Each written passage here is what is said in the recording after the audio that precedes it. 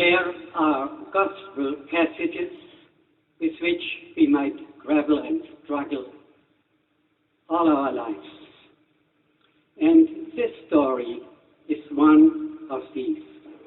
The encounter of the rich young man with Jesus. Jesus calls him to follow him, but his call ends with a total debacle, a failure. This good young man who has kept all his life, all the commandments of God from his youth, Jesus looked at him and loved him and said to him, "You are lacking in one thing. Go, sell everything you have and give it to the poor, and you will have a treasure in heaven. Then come and follow me." And we heard at that statement his face fell, and he went away sad, for he had many possessions. What a failure it seems. We don't know, we don't hear what later happened in the life of this young man. If he really got happy, a fulfilled life, we can't say anything. But as Jesus says, for God, everything is possible. When I entered the monastery in 1970, I was 27 years old, and I didn't have many possessions, no debts, no money, no properties, and no strong attachment to anybody. Nothing, only a deep desire to love and serve God. So I didn't have to let go of anything. I saw only my future and my happiness that I expected to come from God. I visited the monastery for 5 days and entered. There were at that time no background checks, no questions personal, no psychological tests. They found out later. But I also found out later. Not only they. But then it was too late.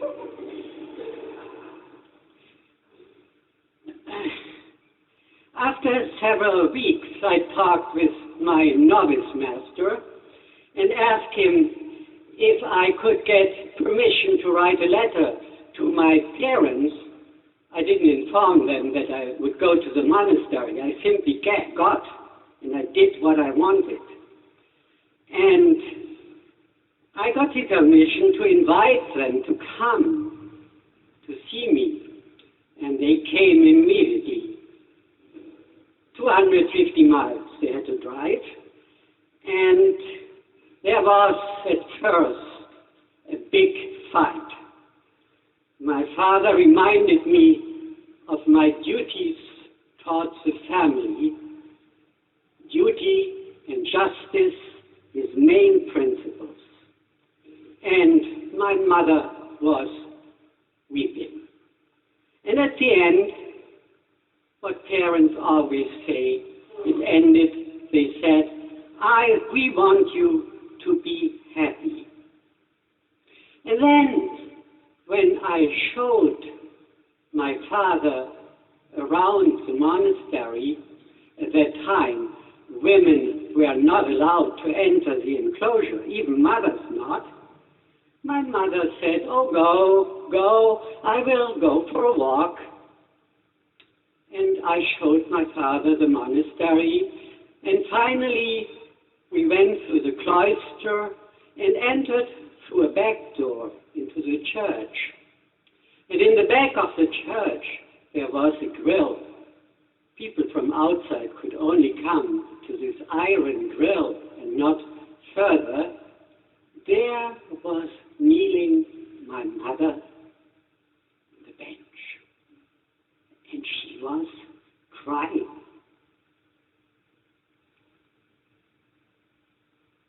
So that at that moment, that pierced my heart. I never forget it. Who had done the sacrifice? It was not, I didn't make a sacrifice. They came later for me. But my mother, William of Saint-Thierry, for those who don't know him, he's one of our Cistercian fathers. He said, earlier or later in your life, you have to sacrifice your Isaac. Earlier or later, you have to sacrifice your Isaac. And who is your Isaac? You have to let go of him. You know, we human beings are the only creatures who know that finally we have to let go of everything. Now, all this is not about money or wealth.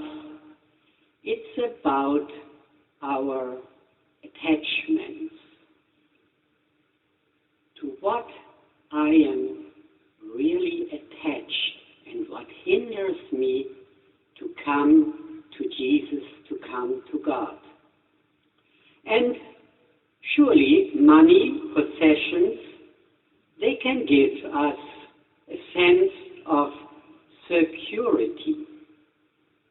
And I think there are no rich people here among us. Most of the people have to struggle to pay their monthly bills or their mortgage, and they struggle. But we all have attachment. Money has the power to calm our deepest fears in life. And that's the big illusionary solution. You know, I almost every day have dollar bills in my hands. And on every dollar bill, 1, 2, or 5, or 10, 20, $100 bills, they have the inscriptions, "In God we trust." Do we really trust in God or in the dollar bills?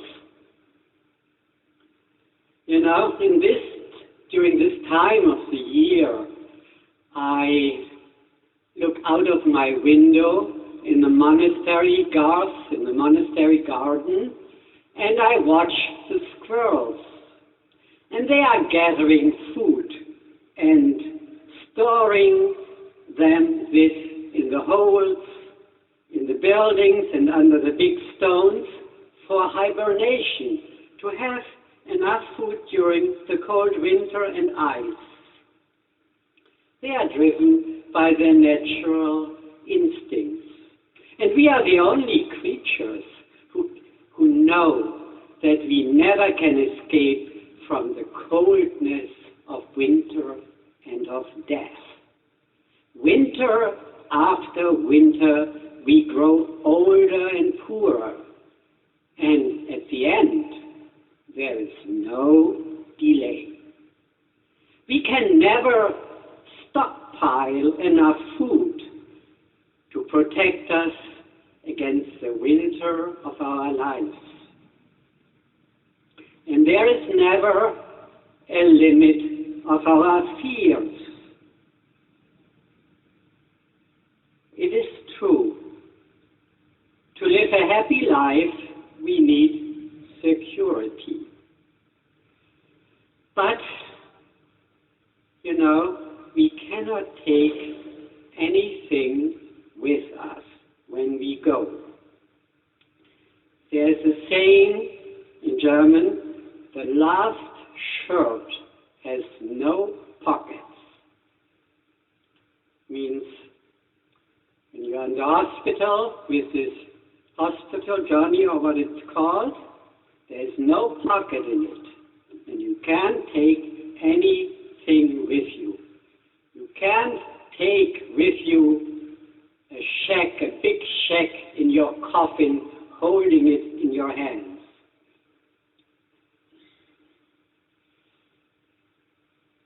Let me conclude.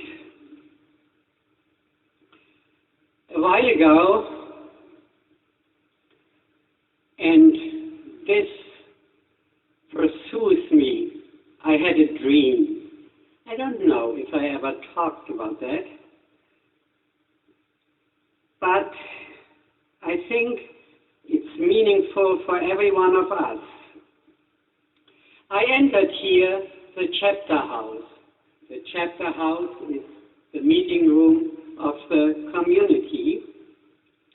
And there you go some steps down, and then is a big locality in the middle, open space, and there stood a bier. A bier, it means where the dead lie on the bier. And there on the bier was lying a dead young man. And on the other, I stood at the entrance of the chapter house, and on the other side of the bier, there was kneeling an old priest, kneeling. And he had his hands folded and shaking like that, shaking, and always telling, looking at the young man, I tell you, young man, arise. I tell you, young man, arise. And after a while, the man was opening his eyes, was standing up, stood beside the bier and laughing and stretching his arms, fully alive. These were the same words as in the Gospel of the young man of 9,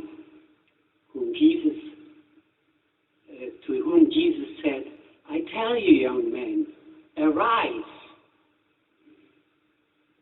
And then I heard in the dream a voice saying, this was the meaning of the whole life of this old priest, to give this young man new life.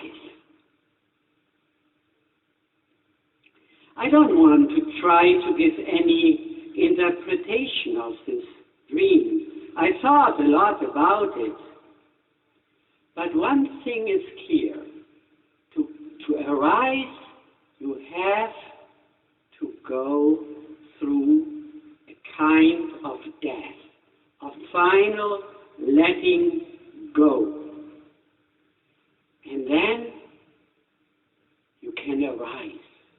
Jesus calls me, calls you to eternal life, to the fullness of life. And then you have nothing more to lose, and you have nothing more to win. What a great situation. It's what Paul calls the glorious freedom of the children of God. Nothing more to lose, nothing more to win, because you have everything. St. Irenaeus, a church father, said, the glory of God is the human being, man fully alive.